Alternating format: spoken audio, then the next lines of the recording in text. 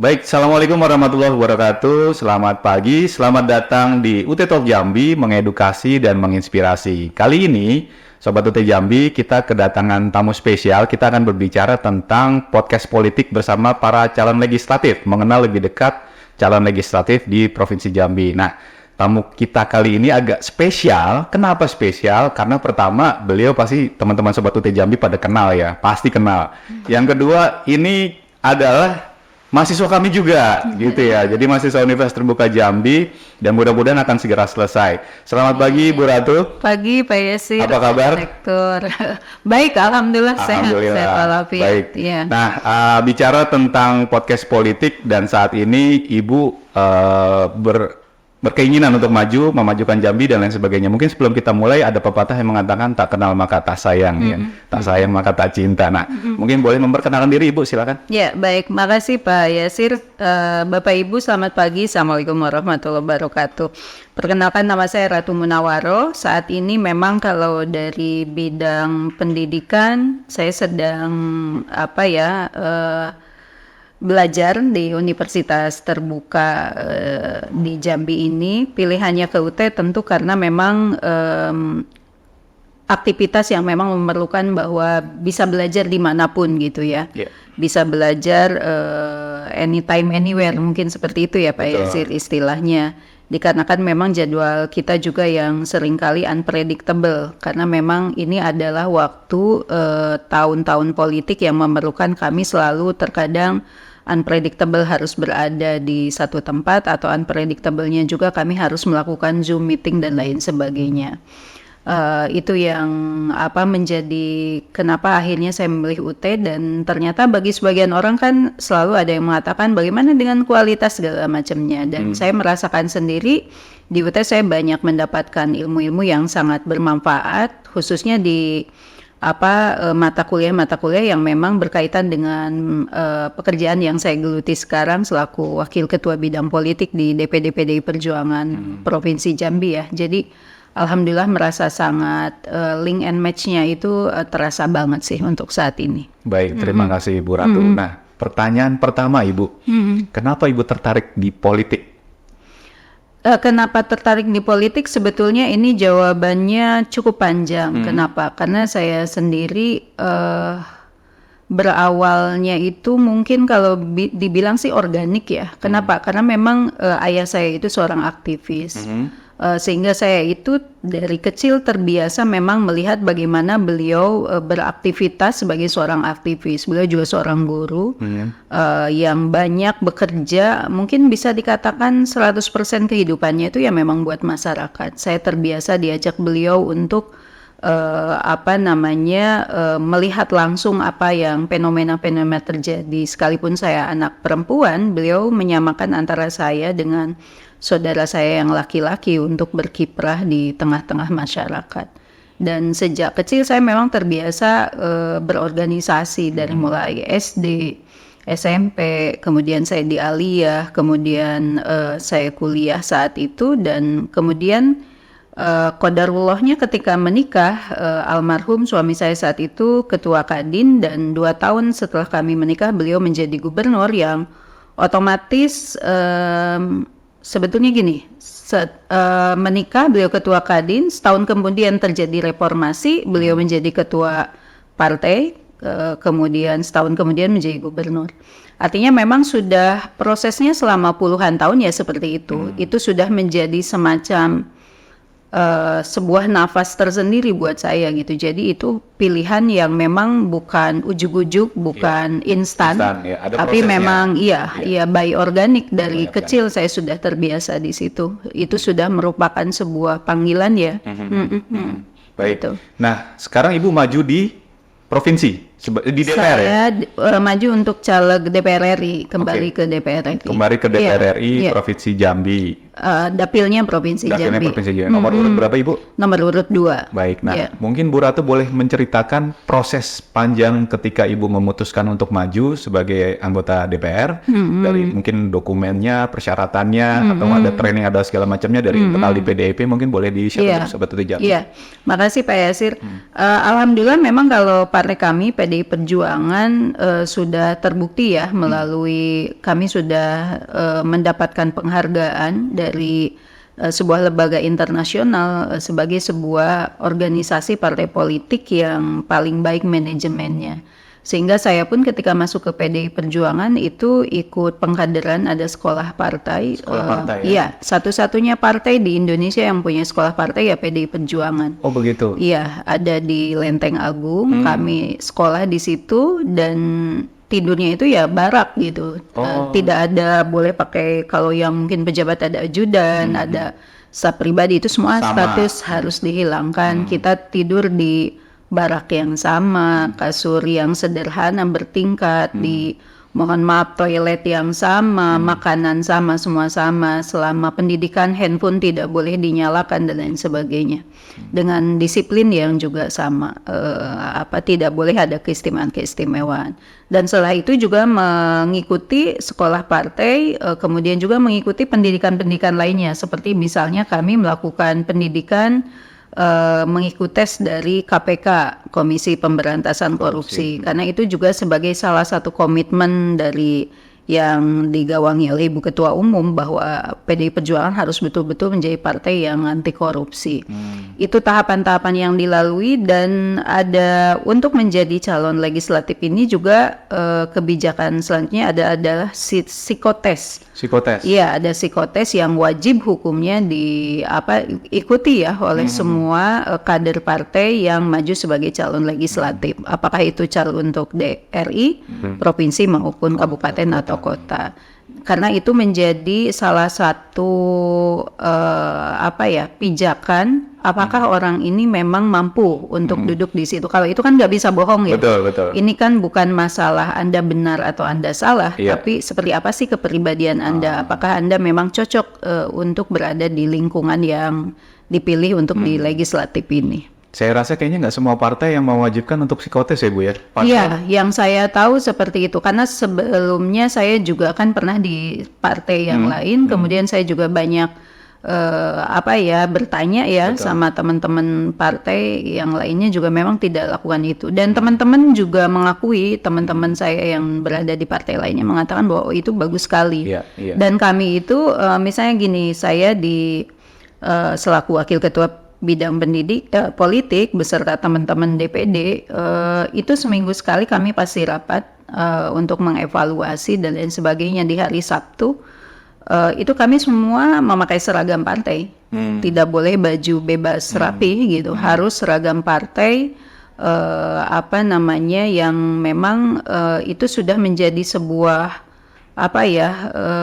ketentuan yang berlaku sampai kapanpun. Jadi mau berubah ketuanya pun itu tetap harus dilakukan. Dan alhamdulillah justru itu saya pikir yang menjadikan kenapa PDI Perjuangan jadi cukup lumayan solid ya. Dan itu bukan sebuah sewornya kami, tapi memang dibuktikan dengan hasil survei, bahwa di hasil survei pun kemungkinan kami akan hat-trick, kami akan menang kembali di pemilu yang akan datang. Jadi mungkin untuk informasi teman-teman Sobat UT Jambi, Bu Ratu, jadi kalau misalkan ada teman-teman mungkin yang dari Sobat UT Jambi yang berminat jika untuk mau maju, karena mungkin dia merasa dia bisa, dia mampu, dan dia siap. Kira-kira apakah yang harus dipersiapkan dari sisi tadi, mungkin dari psikotes juga perlu ya untuk kewanasan, kesiapan dan sebagainya. Ada hal-hal lain nggak yang perlu diperhatikan kalau misalkan ada orang lain mau mendaftar atau dia ingin menjadi anggota ya, dan kader. sebagainya? Iya. Sebetulnya sangat mudah sih ya, karena kita juga melihat sebetulnya partai ini adalah salah satu bidang yang akan sangat mempengaruhi berubahnya sebuah bangsa. Karena mau tidak mau, suka atau tidak suka terhadap partai politik lah yang akan menentukan arah bangsa kita mau kemana. Gitu kan. Betul. Undang-undang, peraturan, semua digodok di DPR yang isinya orang politik gitu kan, termasuk pimpinan kita yang akan menjadi gubernur, bupati, wali kota, presiden, para menteri dan lain sebagainya. Jadi itu artinya bahwa partai politik harus diisi orang-orang yang berkualitas dan punya komitmen. Untuk ke PDI Perjuangan, bagi yang berminat ya silakan daftar, masuk ke kantor kami, cerita, biasanya kemudian akan dicek dan ada di bidang-bidang kami itu ada bidang organisasi, ada bidang kaderisasi. Nah, disitulah kemudian akan dilakukan semacam proses pertanyaan dulu, kenapa mau masuk PD Perjuangan. Nanti kalau merasa cocok, kita keluarkan KTA jelas, ada nick-nya segala macam. Dan setelah itu ya harus mengikuti seolah partai dan kegiatan-kegiatan partai, dan jangan berharap mau langsung jadi pengurus, dapat ketua di badan atau saya partai. Karena itu pernah terjadi. Ada orang yang saya mau masuk PD Perjuangan nih, tapi saya pingin langsung jadi ketua saya partai atau badan partai, ya kita tolak gitu. Karena kami sangat menghargai meritokrasi, sangat menghargai kaderisasi gitu. Karena tidak mungkin semua itu instan. Semua harus melalui proses, mereka juga harus belajar. Kami ada buku saku yang harus semua orang juga baca dulu. Ada ART-nya partai seperti apa. Pokok-pokok pikiran Bung Karno sebagai founding father juga harus dipahami seperti apa. Bukan berarti kita mendewakan sosok Bung Karno, tidak. Tapi bahwa beliau sebagai pendiri partai kan itu harus diketahui. Pasti ada nilai plus minus semua manusia itu pasti. Tapi bahwa sampai saat ini kami kan memang dikenal sebagai partai yang dalam tanda kutip keras kepala ya. Kalau sudah oposisi gitu kan. Walaupun sebetulnya itu masih pembahasan banyak orang. Tapi artinya bahwa ketika kita berkomitmen ya jelas A, B, B gitu. Menarik tadi yang disampaikan oleh Bu Ratu ya, teman-teman Sobat UT Jambi, bahwa segala sesuatu itu berproses ya, tidak ada yang instan. Betul. Karena bikin mie instan itu juga pakai proses Bu ya, instan juga. Dan memang dari bawah ya, itu jadi sangat baik. Nah, bicara ketika Bu Ratu memutuskan untuk maju, kira-kira dari keluarga seperti apa Bu? Keluarga, karena memang mereka tahu saya sejak kecil, tahu bagaimana saya selama ini, ya sangat mendukung ya, alhamdulillah. Tidak ada satupun yang mendinai itu. Cuma mereka memang kekhawatirannya seperti kakak saya, sepupu saya bilang, hati-hati lihat banyak kasus politisi yang terjerat, tergoda oleh korupsi, kolusi nepotisme. Itu yang mereka sangat khawatirkan. Mereka tahu bahwa insya Allah Ratu tidak akan ke situ, tapi takutnya kejebak segala macam. Itu sih yang mereka selalu ingatkan. Dan saya bilang ya mohon doanya, semoga Allah lindungi saya untuk saya tidak tergoda oleh hal itu. Ya namanya manusia kan ya, itu sangat-sangat manusiawi. Namun saya yakin, saya bilang dengan insya Allah ajaran ayah saya selama ini, kemudian juga saya memang selalu juga berusaha menempatkan diri di lingkungan yang tepat. Kenapa? Saya melihat bahwa lingkungan juga sangat mempengaruhi ya. Saya juga bukan berarti menjaga image, tapi memang dari dulu jika merasa saya itu punya pembatasan untuk diri saya sendiri. Saya tidak mau meluangkan waktu untuk hal-hal yang menurut saya tidak ada gunanya untuk apa. Jadi pilihan lebih baik di rumah itu pilihan saya sejak dulu, sejak kecil. Jadi kalau lagi kecil tuh misalnya keluarga ayo rame-rame nonton namanya di desa itu kan, Pak Yasir nonton nih ada tayangan di desa. Saya nggak mau, pasti saya lebih milih di rumah tidur baca buku gitu aja. Dan itu berlanjut sampai sekarang. Dan alhamdulillah itu juga yang anak-anak saya juga lakukan. Jadi mereka akan tanpa saya suruh, karena memang sudah kami biasa gitu, mereka akan bilang kalau misalnya saya bilang, kok adek Ayu tidak ini, ngapain mah, ini kan manfaatnya nggak ada, lebih baik kita di rumah. Hal yang misalnya menurut mereka itu sebuah prinsip, seperti kami sangat aware terhadap masalah lingkungan. Anak-anak saya sudah terbiasa kemana-mana misalnya bawa pipet, itu ya pipet yang sudah bentuk tidak plastik ya. Jadi kalau pergi ke warung makan ataupun sesekali ke restoran minum jus misalnya, ya no pipet, pilihannya ya langsung minum. Mengurangi plastik, reduce, recycle itu sudah menjadi nafas kami. Di rumah juga saya selalu biasakan ini sampah basah, ini sampah kering. Walaupun toh pada nantinya tukang sampah di ujung sana akan campurkan, tapi paling tidak saya bilang saya sudah berkomitmen terhadap diri saya sendiri. Saya tidak mungkin juga mengubah dunia, siapa saya. Tapi paling tidak Tuhan tahu bahwa saya sudah melakukan apa yang saya bisa. Saya tidak berdiam diri dan menyerah pada keadaan. Baik. Jadi keluarga sangat support penuh terhadap. Alhamdulillah. Nah, ketika nanti Ibu maju, nah insya Allah terpilih di Senayan nanti ya. Kira-kira Ibu kan punya program ya yang akan Ibu bawa. Boleh mungkin diceritakan ke teman-teman Sobat UT Jambi, Ibu punya program apa yang akan Ibu bawa untuk memajukan Provinsi Jambi ini, Bu? Ya, Programnya kan memang banyak ya, dan itu saya bagi. Kenapa? Karena ada yang sifatnya memang harus jangka pendek, jangka menengah, dan jangka panjang. Dan mungkin yang memang kadang masyarakat selalu belum bisa membedakan itu antara legislatif dan eksekutif. Iya, betul. Jadi kadang saya misalnya turun selaku caleg, tapi saya diminta untuk berkomitmen soal saya ini akan jadi calon gubernur atau calon pimpinan lainnya. Saya bilang, Bapak, saya ini untuk DPR. Jadi sebetulnya bukan terkadang, setiap saya turun juga itu saya sambil menginformasikan kepada masyarakat tugas DPR itu apa, Bapak Ibu gitu. Dan memang ya sedih juga sih. Saya dulu juga kan maju DPR RI juga seperti itu. Sekarang maju lagi juga seperti itu. Dan boleh dikatakan 99% rakyat tuh belum ngerti tugas DPR itu apa. Iya. Mereka berpikir role-nya sama seperti gubernur untuk langsung eksekusi. Betul. Jadi polanya masih sama, berpikir masih sama. Jadi saya terangin tugas DPR tuh cuma 3 ya, Bapak Ibu, bla bla bla. Saya jelasin baru, Bapak Ibu, padahal yang mereka itu sudah ikut berkali-kali di pemilu masih juga belum paham. Ini juga mungkin sebagai sebuah ajakan buat teman-teman politisi, mohon ketika memang kita sama-sama turun, kita sambil mengedukasi masyarakat. Tugas DPR itu apa sih gitu. Jangan cuma berpikir bahwa kita mau menang tanpa mengedukasi. Ini penting gitu ya. Itu kan sebagai salah satu amal jariah sih ya membuat saya memberitahu masyarakat bahwa saya bilang, Bapak Ibu, ini bukan, kalau ada yang mengatakan ini buat Ibu Ratu, salah. Ini adalah buat kita semua. Saya menjadi alat perjuangan Bapak Ibu. Kalau saya terpilih, saya akan berjuang di Senayan sana dan mungkin IKN. Sementara ibu-ibu berjuangnya di sini. Jadi kalau Bapak Ibu bilang bahwa ini demi Bu Ratu, Bapak Ibu mohon maaf menjerumuskan saya bilang kan. Karena bukan itu. Ya, namanya wakil rakyat ya harus menjadi wakil rakyat.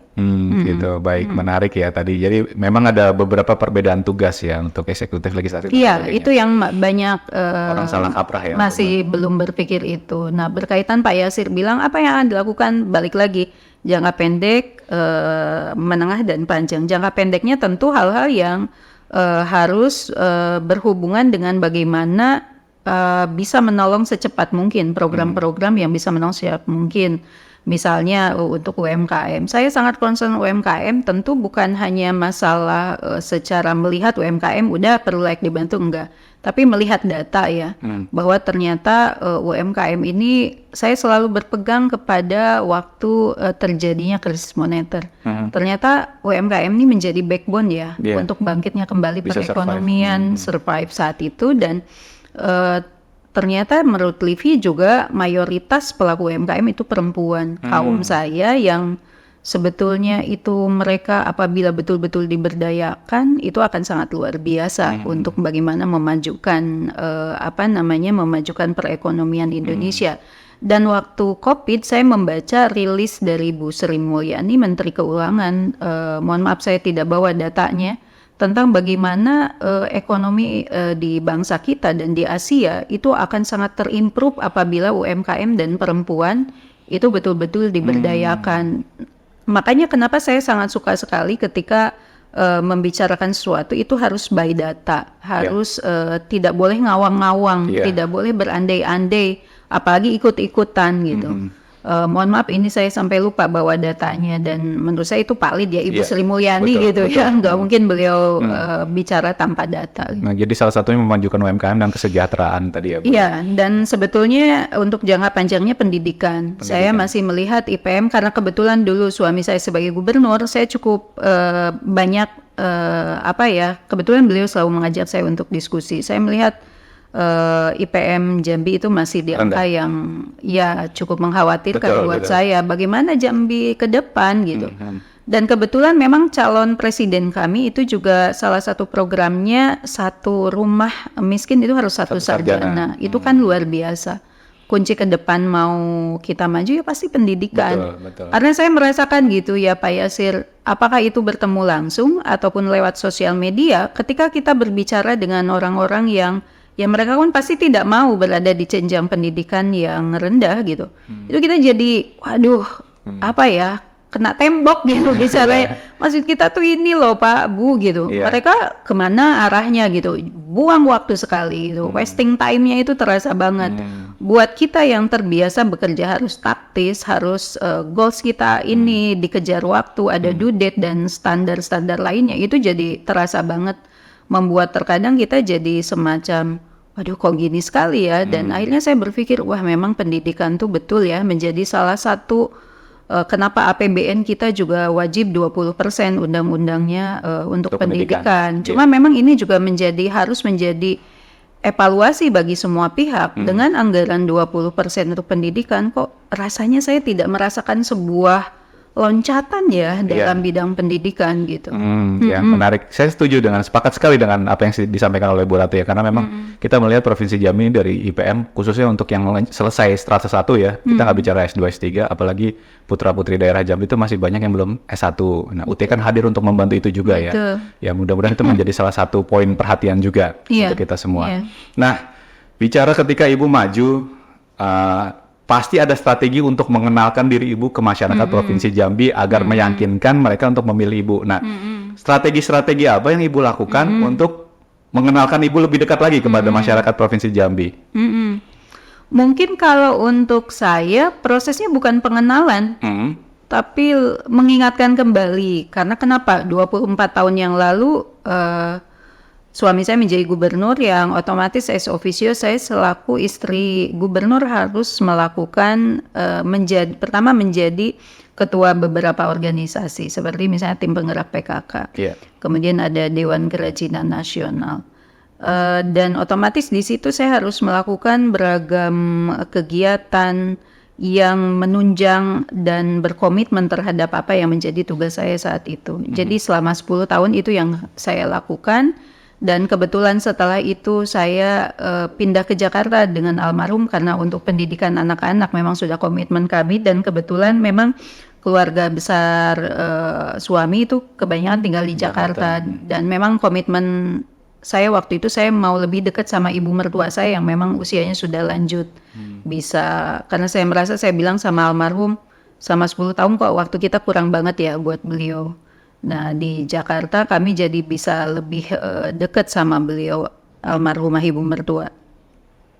Dan di Jakarta itu kebetulan saya diajak oleh istri wakil presiden saat itu Ibu Yusuf Kalla, saat presidennya Pak Jokowi yang pertama 9 tahun yang lalu, ikut di organisasi Dekeranas juga. Dan dari situ kemudian saya juga punya lebih wider, lebih luas jangkauannya se-Indonesia karena yang harus kami lakukan. Artinya step by step untuk pengenalan itu sudah saya lewati. Step yang saya lakukan sekarang sebetulnya mereminder karena kebetulan juga tahun 99 sampai 2010 saya di step selama 10 tahun itu di Jambi, 2014 sampai 2019 step saya di pusat, 2020 saya balik lagi ke Jambi untuk sebagai wakil gubernur, calon wakil gubernur, dan sekarang saya maju lagi di DPR RI. Artinya memang setiap orang punya jalan ceritanya masing-masing dan jalan cerita saya sekarang seperti itu. Oke. Mungkin kalau untuk mengenalkan Ibu ke anak-anak milenial, karena saya melihat memang pemilih di 2024 ini kan mayoritas milenial, dan saya melihat data bahwa banyak orang yang tidak memilih. Nah, mungkin bagaimana cara Bu Ratu untuk mengenalkan Ibu ke anak-anak milenial? Karena saya nggak tahu ya, mungkin Sobat UT Jambi juga ada beberapa pikiran yang sama. Mereka antipati ya terhadap politik dan sebagainya. Nggak ada pengaruh. Padahal suara mereka itu pasti berpengaruh untuk 5 tahun ke depan. Sangat berpengaruh. Untuk anak-anak Gen Z atau milenial itu ada treatment khusus dari yang Ibu lakukan? Iya. Kebetulan kan kalau generasi Z ini kitanya yang harus kemudian bisa memahami ya, karena mereka itu unik dan saya rasa kita yang udah, saya lah ya kalau Pak Yasir masih muda, saya yang udah tua juga artinya punya anak Gen Z, saya pernah melewati masa Gen Z dan saya juga berinteraksi dengan mereka cukup lama waktu itu selaku istri gubernur. Kitanya yang harus kemudian bisa membaur ya dengan mereka. Dan strateginya ya masuk ke apa yang menjadi ide dan pemikiran mereka apa sih, dan itu memang harus di situ dituntut kemampuan kita untuk membaca apa yang menjadi trending pemikiran mereka. Gen Z sekarang dengan generasi kita, generasi muda di zaman yang milenial di zaman dulu kan pasti berbeda. Betul. Sekarang anak mudanya merasa lebih tahu dengan banyak hal karena kemajuan teknologi. Iya. Merasa lebih punya keberanian karena mereka juga mempunyai banyak sekali sarana informasi gitu. Jadi memang treatmentnya berbeda. Dan mereka juga merasa karena punya independensi tidak bisa juga masuk sembarangan politisi. Saya melihat juga hampir kebanyakan politisi agak kesulitan dalam tanda kutip untuk bisa dengan mereka. Kenapa? Karena ya faktor-faktor itu tadi. Terlebih teman-teman saya, mohon maaf, masih banyak yang kemudian berpikirannya strateginya strategi masa lampau. Iya. Sementara untuk dengan anak muda kan memang punya strategi khusus. Dan alhamdulillah saya bisa masuk ke mereka karena memang mungkin saya, karena mungkin ini by proses kembali lagi. Saya menjadi harus belajar ilmu psikologi yang bagaimana cara berbicara dengan setiap orang itu memang berbeda gitu. Dengan mereka saya harus bicara tentang musik, tentang hal-hal yang menurut mereka itu menarik dan bagaimana itu kolaborasinya dengan politik itu seperti apa. Iya. Karena memang bisa dipahami banyak yang apatis terhadap politik khususnya anak muda karena mereka merasa apa sih manfaatnya. Betul. Sementara yang dipertontonkan di media juga ada contoh-contoh yang tidak baik seolah-olah semua politisi seperti itu. Iya, menarik. Jadi salah satu caranya dengan masuk ke dunianya ya Bu ya, beradaptasi kita bisa ikut dan kita bisa meyakinkan mereka. Betul. Dan sebetulnya saya mengharapkan ada banyak anak muda, makanya saya juga cukup, karena kebetulan saya sebagai wakil ketua politik, bidang politik, saya cukup merespon dengan sangat baik siapa anak muda yang mau masuk ke politik. Karena saya harapkan mereka akan menjadi endorsement untuk berbicara politik itu seperti apa sih gitu kan. Betul. Jadi anak muda jangan selalu melulu diidentikan dengan merasa independensi yang baik itu tanpa politik. No, independensi yang baik itu justru dengan berpolitik. Iya. Karena justru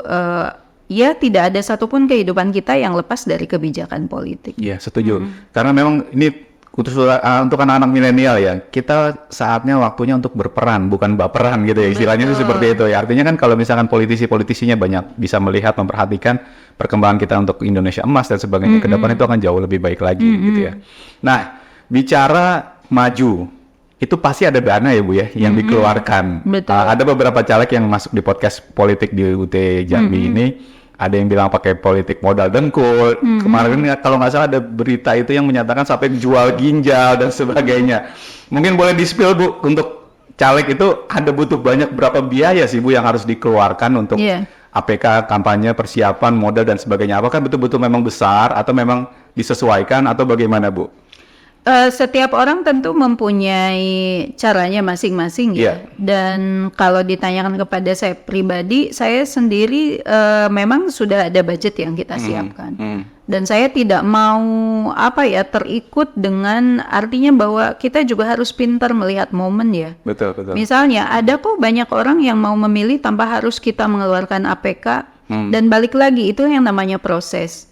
Orang banyak yang mohon maaf mau bergabung dengan kita karena tahu Bu Ratu sejak dulu waktu Ibu Gubernur mohon maaf seperti ini loh gitu. Kami sudah tahu apa yang Ibu Ratu lakukan, apa yang sudah Ibu Ratu perbuat untuk Jambi gitu. Mungkin itu sih dari satu sisi itu yang saya harus bersyukur ya kepada Allah bahwa walaupun di satu sisi itu juga saya ingin kembali mengingatkan orang gitu. Bahwa kalau mau jadi politisi tiba-tiba pengen jadi pejabat ya nggak begitu juga gitu kan. Iya kan. Betul. Banyak orang yang berpikir saya terjun ke politik mau jadi langsung pejabat anggota DPR gitu. Nggak semudah itu gitu. Saya juga sampai di tahapan ini kan setelah puluhan tahun gitu. Iya, ada prosesnya. Ada prosesnya gitu kan. Jadi nggak, dan itu jatuh bangun gitu kan. Orang mungkin melihatnya wah enak ya Bu Ratu. Nggak begitu gitu kan. Dan nggak mesti juga saya ceritain berdarah-darahnya saya seperti apa, nangis-nangisnya seperti apa gitu kan. Karena saya juga bukan tipe orang yang suka untuk menjual kesedihan. Artinya bahwa balik lagi ke kitanya yang harus pintar melihat peluang gitu. Banyak kok masyarakat yang memang mau memilih ketika memang diajak ngobrol. Betul. beberapa golongan masyarakat yang saya ceritain itu ya tergugah tanpa harus mohon maaf saya mengeluarkan uang dan gitu. sebagainya. Saya bicara tentang bagaimana Indonesia di masa lampau, masa sekarang, dan masa akan datang. Itu kemudian tergugah dan iya Ibu, mari kita maju bersama gitu. Oke, menarik. Iya. Jadi memang nggak selalu melulu kalau misalkan maju itu harus keluar sampai puluhan miliar dan sebagainya. Nanti balik modalnya atau segala macam. Nah itu hal yang mungkin ini ya Iya. kita ini juga. Iya, iya. Nah, Bu Ratu, ketika nanti Ibu terpilih, kira-kira ada nggak program khusus untuk pendidikan, khususnya lagi di pendidikan tinggi? Nah, karena seperti di universitas terbuka, apakah nanti ada memprovide untuk khusus regulasi kebijakan di pendidikan, beasiswa, training, pelatihan untuk masyarakat Jambi ini? Kan kita melihat IPM kita rendah. Apakah nanti ada regulasi atau program-program khusus yang mungkin ketika Ibu maju ke Senayan, Ibu akan berjuang untuk itu? Iya. Betul. Jadi memang karena begini, yang menjadi harus dipahami juga jika memang duduk di DPR RI bahwa kita juga akan ditentukan oleh praksi di Iya, komisi mana komisi kita berapa, akan kita akan didudukan Betul, ya, dan tentunya kebijakan itu dengan melihat segala sesuatunya secara komprehensif. Tapi seandainya memang saya didudukan di situ, tentu adalah bagaimana pendidikan yang bisa menjangkau semua orang itu harus menjadi sebuah sebuah prioritas. Karena orang masih berpikir pendidikan tuh mahal. Iya, Lebih betul. baik anak saya kerja, dapat uang, kalau kuliah keluar uang. Jadi itu menjadi sebuah mata rantai yang terkadang juga kita harus pahami kembali lagi secara komprehensif. Kalau memang mau anaknya kuliah, artinya kondisi ekonomi orang tuanya juga harus lebih mapan, kan begitu? Iya. Artinya untuk mendukung pendidikan juga saya berpikirnya bahwa saya harus masuk menjadi komisi di Komisi 4 untuk pertanian. Kenapa? Karena rata-rata orang Jambi itu petani. Kebun, Kalau ya? sudah ekonomi petaninya bagus, otomatis anak-anaknya juga akan dikuliahkan, gitu kan, seperti itu. Nah, kemudian yang harus juga perlu diperbaiki sebetulnya juga sistem. Kenapa? Misalnya gini, dari dulu ya puluhan tahun yang lalu saya turun ke bawah sama almarhum Bapak sampai sekarang, kok masih melihat mindsetnya rakyat di masyarakat di bawah itu ya seperti itu tentang pendidikan, dan itu menyedihkan sih buat saya ya. Ya Allah, ini udah puluhan tahun loh sejak saya dulu turun sampai sekarang kok masih begini. Masih yang berpikirnya seperti Betul, itu. betul. Jadi kalau saya turun misalnya menghadiri pernikahan, itu yang masih usia-usia muda yang menikah, yang ya it's okay gitu ya, Iya. secara undang-undang pun itu diperbolehkan. Tapi kemudian jika pilihan menikah itu daripada kuliah, daripada hal-hal yang menyangkut masa depan bangsa kita, itu kan menyedihkan ya buat Iya, saya. iya. Jadi memang menurut saya sih grand design-nya lagi-lagi anggota DPR RI nanti memang harus akur sama gubernur. Iya. Walaupun berbeda partai demi Jambi, Betul. harus akur sama wali kota, bupati yang notabene mohon maaf ya, sejak dulu saya masuk DPR RI sampai sekarang itu saya nggak lihat itu.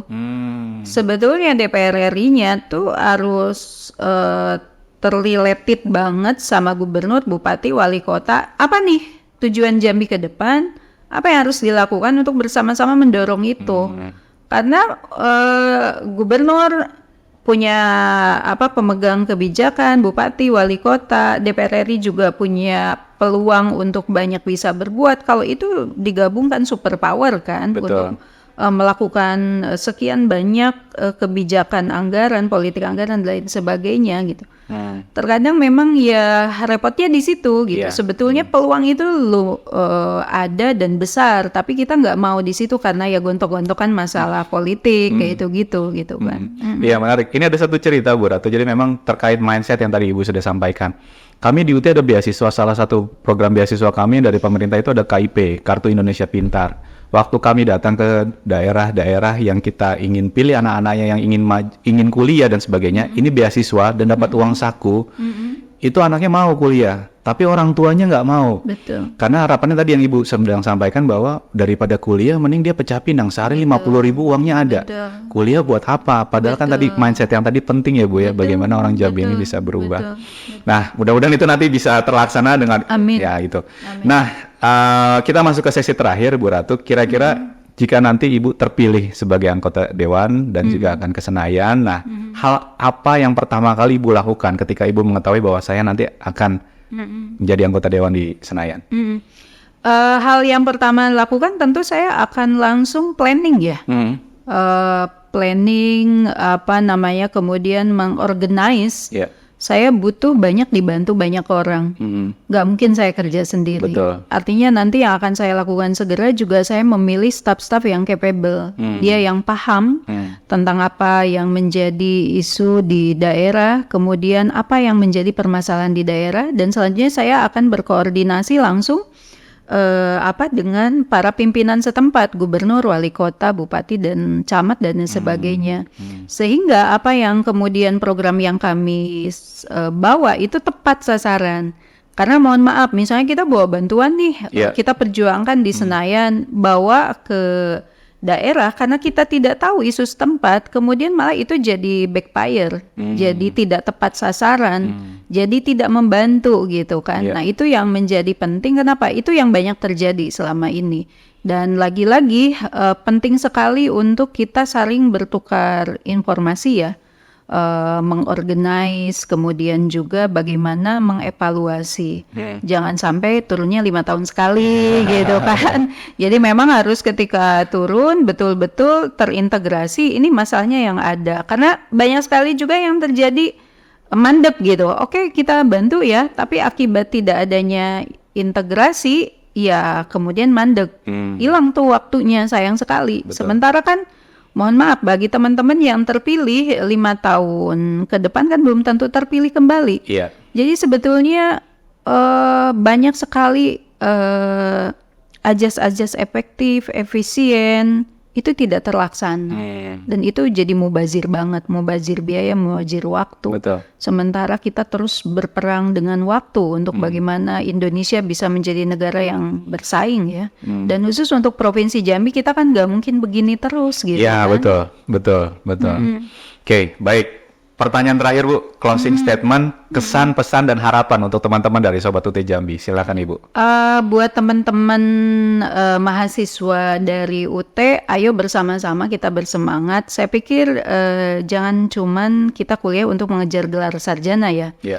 Tapi bagaimana memang kuliah ini betul-betul pertama ya tolabul ilmi, menimba ilmu yang bermanfaat dan harus itu kemudian kita aplikasikan kepada masyarakat. Dan yang selanjutnya mari kita juga bersama-sama dengan kesadaran diri kita masing-masing bahwa untuk mengajak semua masyarakat mulai dari lingkungan terdekat kita untuk kuliah.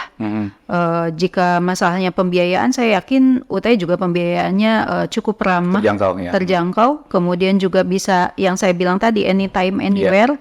Kita bisa belajar di mana saja. Saya misalnya lagi di luar kota masih tetap bisa belajar. Flexible. Alhamdulillah sangat fleksibel. Jadi dan harus punya semangat nasionalisme yang tinggi. Saya sampaikan juga kepada semua masyarakat bahwa Jambi bisa berubah bukan karena gubernur, bukan karena wali kota, bukan karena bupati, tapi oleh karena kita semua. Masyarakat yang cerdas, yang bijak itu juga sangat diperlukan. Yang mungkin dikatakan masyarakat madani kurang lebih seperti itu ya. Yang artinya semua unsur harus bergerak bersama. Baik, teman-teman Sobat UT Jambi tadi sudah disampaikan dari Bu Ratu ya terkait program, visi, kegiatan, dan rencana ke depan ya. Bu Ratu ada di DPR RI dari Partai PDIP nomor urut 2 Provinsi Jambi. Baik, mungkin itu saja. Terima kasih banyak Bu Ratu atas diskusinya. Sukses dan juga kita doakan yang terbaik untuk Bu Ratu. Baik, mungkin demikian teman-teman UT Jambi, kita akan berjumpa lagi pada kegiatan podcast UT Talk Jambi berikutnya. Saya Siryadi, semoga sehat dan juga tadi sudah disampaikan apa-apa saja program visi misi yang sudah disampaikan oleh Bu Ratu. Sukses untuk kita semua, saya akhiri, billahi taufiq wa hidayah. Assalamualaikum warahmatullahi wabarakatuh.